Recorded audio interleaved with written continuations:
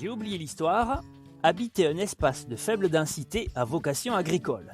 Aujourd'hui, la basse vallée de l'Omo. Nous allons nous demander comment vivent les hommes dans la basse vallée de l'Omo. C'est parti, c'est par là. Bon, je suis pas sûr qu'on s'arrête là quand même. La basse vallée de l'Omo, c'est en Éthiopie. Mais où est donc l'Éthiopie sur une carte ? L'Éthiopie, en vert sur la carte, se situe donc, on le voit, sur le continent africain. On est dans l'hémisphère nord puisqu'on est au nord de l'équateur. Si on change d'échelle, on voit que la basse vallée de l'Omo se situe ici, dans le sud-ouest du pays. Quant à l'Omo, c'est donc une rivière. Elle prend sa source au sud-ouest de la capitale de l'Éthiopie, Addis Abeba, et va se jeter quelques 700 km plus loin, au Kenya, dans le lac Turkana, un des plus grands lacs en milieu désertique. Dans cette basse vallée de l'Omo, les densités de population ne sont pas très élevées.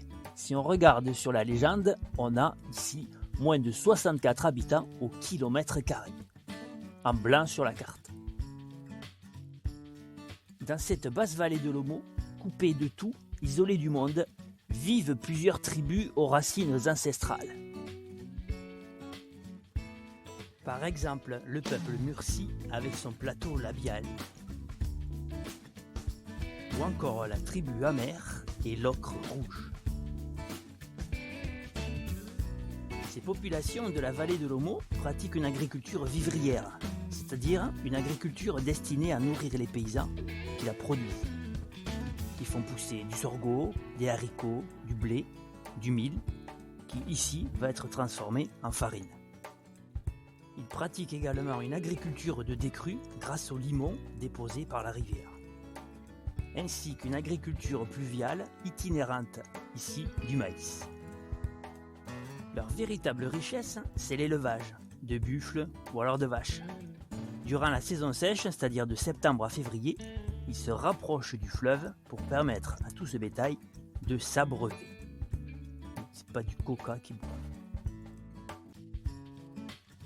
Pour trouver de nouveaux pâturages, les éleveurs de l'Omo installent des camps provisoires. Voilà, il y a de quoi manger.